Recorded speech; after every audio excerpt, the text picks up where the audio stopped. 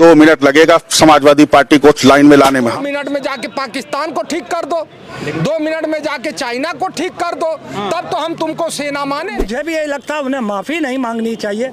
जिस तरीके से उनके घर पे तोड़ फोड़ की है, उनको माफ़ी मांगनी चाहिए जिन्होंने तोड़ फोड़। सुमन जैसी हैसियत है उसके, गद्दारों की औकात और हैसियत है कि उन्हें गद्दार बताएंगे।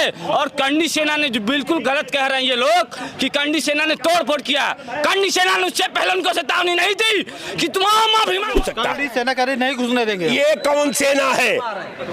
मैं कहता हूँ भारत सरकार नहीं रोक पाएगी, देश का प्रधानमंत्री मुख्यमंत्री नहीं रोक पाएगा। गद्दार है, हम आपका गुलामी कर। सुमन ने गलत कहा, बिल्कुल गलत कहा। तो जाइए ना, उनके ऊपर मुकदमा करिए। लिखा गया है, घर पे हमला करने की जानकारी नहीं है। घर पे हमला करने क्या तुक है? समाजवादी पार्टी के सांसद रामजी लाल सुमन के बयान के बाद पूरी सियासत गरमाई हुई है। राणा सांगा को लेकर बयान दिया था, जिसके बाद करनी सेना ने उनके आगरा आवास पर हमला किया। 12 अप्रैल को कह रहे हैं कि फिर जाएंगे, रामजी लाल सुमन से सामना होगा। सहारनपुर में करनी सेना ने कहा कि अखिलेश यादव को सहारनपुर नहीं घुसने देंगे। एक वीडियो भी वायरल हुआ। करनी सेना के एक पदाधिकारी कह रहे हैं कि 2 मिनट में समाजवादी पार्टी को अगर योगी आदित्यनाथ छूट दे दे, पुलिस को हटा दे तो ठीक कर देंगे। लखनऊ में मौजूद है हम, कुछ लोग हैं, जानेंगे कि क्या राय है इनका। अखिलेश यादव को कह रहे हैं कि सहारनपुर में नहीं घुसने देंगे, 2 मिनट में समाजवादी पार्टी को ठीक कर देंगे। करनी सेना कह रही है अगर योगी जी पुलिस हटा दे तो। मैं आपको बता दूं कि ये लोकतंत्र है, ये संविधान है, ये राजा का राज नहीं चल रहा है। अखिलेश यादव तो एक पूर्व मुख्यमंत्री हैं, एक पार्टी के राष्ट्रीय अध्यक्ष हैं। एक आदना को कहीं हिंदुस्तान के किसी कोने में जाने से कोई दुनिया की ताकत रोक नहीं सकती। अखिलेश यादव तो अखिलेश यादव है, उनको कैसे कोई रोक सकता है? सेना कह रही नहीं घुसने देंगे। ये कौन सेना है? मैं कहता हूँ भारत सरकार नहीं रोक पाएगी, देश का प्रधानमंत्री मुख्यमंत्री नहीं रोक पाएगा। देश की कानून बहुत। अखिलेश यादव है क्या? एक चीफ मिनिस्टर है उत्तर प्रदेश का, रोक देंगे आप? भारत के संविधान में आम नागरिक के अधिकार का खात्मा करेंगे आप करेंगे खात्मा। संविधान को खत्म करो और इसके बाद छोड़ दो। देश का जो चाहते हो सत्यानाश हो जाए। रह गया सवाल कि वहां ये घटना घटी जहां मुख्यमंत्री वहीं से 16 किलोमीटर दूर पर प्रोग्राम कर रहे थे। ये सबसे बड़ा दुर्भाग्यपूर्ण बात है। अब मैं सरकार पर सवाल नहीं उठाया, मैं उस सेना पर भी सवाल नहीं उठाया। मैं अपने पक्ष को रखते हुए सिर्फ आपसे आग्रह कर रहा हूं कि बाबर को किसने बनवाया, बाबर किसके माध्यम से आया, बाबर कहां से स्थापित हुआ, इसका मैं जवाब चाहता हूं। ठीक है, क्या कहेंगे रामजी लाल सुमन के बयान के बाद जब करनी सेना कह रही है कि अखिलेश यादव को घुसने नहीं देंगे, समाजवादी पार्टी को ठीक कर देंगे, तो क्या कहेंगे इस पे? पहली बात तो एक चीज जान लीजिए कि इस देश में सेना एक ही है, भारतीय सेना। वो भारतीय सेना है और कोई सेना नहीं होती। ये सब मूर्ख बनाने की बात है। और अगर ये सेना है तो इनको तुरंत सियाचिन के बॉर्डर पे भेज दीजिए, जा करके पाकिस्तान के बॉर्डर पे भेज दीजिए, तिब्बत के बॉर्डर पे भेज दीजिए, जा करके वहाँ पे ये लोग जो है, जो विदेशी ताकतें, उनसे लड़ाई लड़े। ये आपस में लड़ने की क्या जरूरत है? प्रतिनिधि के घर पे हमला कर रहे हैं, कह रहे हैं 2 मिनट में समाजवादी पार्टी को ठीक कर देंगे, सहारनपुर में अखिलेश यादव को नहीं घुसने देंगे। अरे भाई 2 मिनट में जाके पाकिस्तान को ठीक कर दो, 2 मिनट में जाके चाइना को ठीक कर दो, तब तो हम तुमको सेना माने। भाई सेना होती किस लिए है? सेना अपने को मारने के लिए होती है कि किसी विदेशी ताकतों को मारने के लिए होती है? ये बताइए, आप ही बताइए। तो ये बिल्कुल गलत है। अगर रामलाल जी सुमन जी अगर कुछ गलत बोले हैं तो उनके खिलाफ संवैधानिक कार्रवाई होनी चाहिए। कि माफी हम नहीं मांगेंगे, गलत नहीं बोले हैं। तो अगर वो कह रहे हैं हम गलत नहीं बोले हैं तो भाई आप भी कुछ कह दो। तो कह तो रहे 12 तारीख को जाएंगे आगरा उनके घर पे। सेना वाले भी मारे। देखो हनुमान जी रावण को समझाने गए थे, तो जब रावण को समझाने गए तो रावण ने राम जी को बहुत कुछ कहा, उसने अधम कहा, तो हनुमान जी तुरंत उसको पटक के मारने थोड़ी लगे। उन्होंने कहा कि तूने जो अधम कहा, इससे कब उनकी महिमा घटती है, कितनी भी धूल फेंको किंतु सूरत तक नहीं पहुंचती है।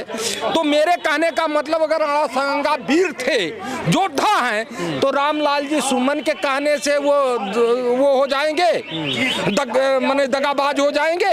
रामलाल जी सुमन उनकी हैसियत के हो जाएंगे, रामलाल जी के कहने से वो गलत हो जाएंगे। अरे वो रामलाल जी सुमन के कहने से नहीं हो गए, बल्कि तुमने जो विरोध कर दिया उससे गलत हो गया।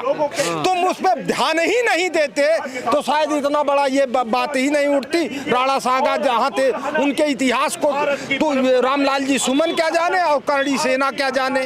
करणी सेना कौन से उनकी बपौती है क्या राणा सांगा की? राणा सांगा पूरे भारत के हैं।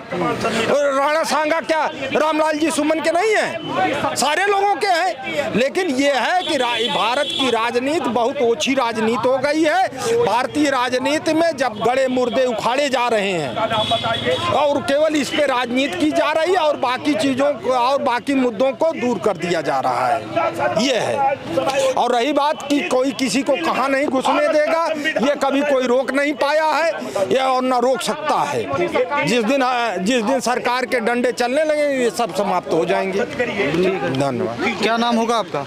दिनेश मिश्रा। ये बताइए, जो समाजवादी पार्टी के सांसद के बयान के बाद इतना हंगामा हो रहा, करणी सेना हंगामा करे, क्या कहेंगे इस पे आप? रामलाल जी सुमन को प्रमोट कर रही है करणी सेना, और हमको लगता है करणी सेना के लोगों ने पैसा ले लिया है। अगर उनको करना है तो क्यों नहीं कोर्ट जाते, क्यों नहीं मुकदमा दर्ज कराते उनके खिलाफ, सबूत लेकर के जाएं। अगर उन्हें जो कहा है असंवैधानिक बात कही है तो क्यों नहीं मुकदमा दर्ज होता? संसद में प्रधानमंत्री क्यों नहीं करते? लड़ना है करणी सेना को तो धर्म की रक्षा करने के लिए लड़ना चाहिए। मोहम्मद गजनबी और नरेंद्र मोदी में अंतर नहीं है।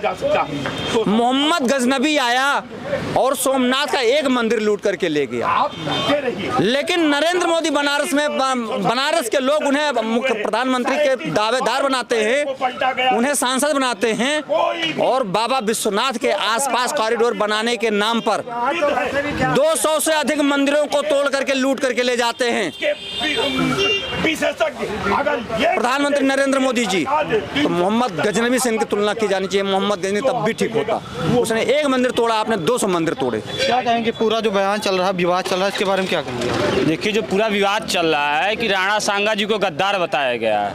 आपकी हैसियत और औकात है कि आप राणा सांगा को गद्दार बताएंगे, जिसने एक अपनी आँख उसकी नोच ली गई थी, जिसका एक हाथ कट गया, जिसने शरीर पे 80 से ऊपर घावे झेले, उनकी ये हैसियत है। सुमन जैसी हैसियत है, उसके गद्दारों की औकात और हैसियत है कि उन्हें गद्दार बताएंगे।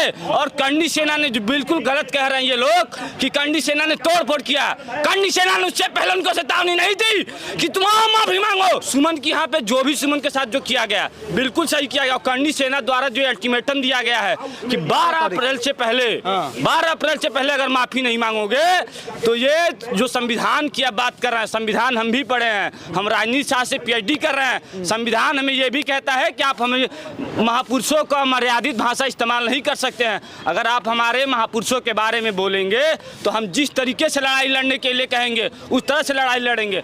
कह रहे हैं कि संविधान से देश चलेगा, 543 रियासतें राजपूतों ने दी, आपने कितनी रियासतें दी? हमारे शहीद हुए, हमने लाखों की हमारी संख्या में हमारे बुजुर्ग मारे गए, बच्चे मारे गए, 9-9 साल के बच्चे मारे गए। जब लड़ाई हुई, जब बाबर आया, औरंगजेब आया, गजनी आया, तो आप क्यों नहीं घरे से लौटे? घरे से क्यों नहीं लौटे? आप सांगा ने बुलाया था इन लोगों को, किसने कहा? रामजी लाल। आपने 1000 किताबें मैं आपको पढ़ाऊंगा, 1000 किताबें पढ़ाऊंगा। बाबरनामा के अलावा आप एक किताब का किसी का नाम जिक्र कर दो जिसमें कहा गया अगर मैं अपने किताब खुद लिख रहा हूँ, मेरे ये 4 लोग हैं, इनसे मैं कहूंगा कि मेरा किताब लिखो तो ये मेरा महिमा मंडल करेंगे कि आपका महिमा मंडल करेंगे? आप मुझे बताओ। अच्छा, कोई एक ऑथेंटिक किताब कह दो। हजारों किताबें हैं, 1-2 किताबों की बात नहीं कर रहा हूँ, हजारों ऐसी पुस्तकें हैं, हजारों ऐसी संग्रहालयों में चीजें हैं जिससे आप एक प्रमाणिकता कर दो कि राणा सांगा गद्दार है, हम आपका गुलामी कर रहे हैं। गलत कहा, बिल्कुल गलत कहा। जाइए ना, उनके ऊपर मुकदमा उनका गया है, घर पे हमला करने की जानकारी नहीं है, घर पे हमला करने क्या तुक है? तो उनसे माफी मांगने के लिए कहा गया, क्यों नहीं माफी मांगे? तो कोर्ट माफी मांगो, कोर्ट जो संवैधानिक काम हुआ है, आपको शायद जानकारी नहीं है। महानगर थाने में ही मुकदमा हुआ है, महानगर थाने में भी।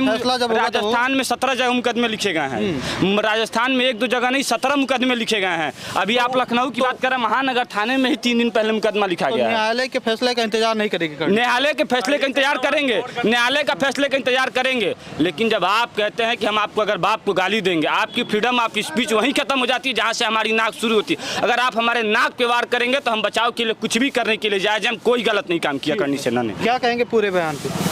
क्या चीज़ है सवाल जो आपका? करेड़ी सेना लगातार कह रही है कि रामजी लाल सुमन अगर माफ़ी नहीं मांगेंगे तो 12 तारीख को उनके घर पर जाएंगे हम लोग। तो जाने दीजिए, देखिए ये गुंडा तंत्र चल रहा, लोकतंत्र तो है नहीं। बाबा सरकार की जो सरकार है वो गुंडा तंत्र के हिसाब से चल रही है। ठीक है, करनी सेना क्या पैरेलल सरकार चला रही है?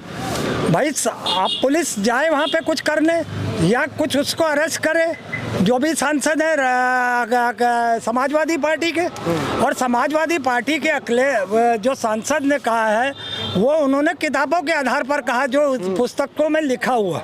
उन्होंने अपने मन से कुछ नहीं कहा। वो ये कह रहे हैं जो अतीत में घटना घटी और जो लिखा हुआ है मैंने उसको बयान किया। अगर उस बात से कुछ अलग मैंने बोला होता तो मैं माफ़ी मांग सकता था, मगर मुझे भी यही लगता है उन्हें माफ़ी नहीं मांगनी चाहिए। जिस तरीके से उनके घर पे तोड़ फोड़ की है उनको माफ़ी मांगनी चाहिए, जिन्होंने तोड़ फोड़ की है।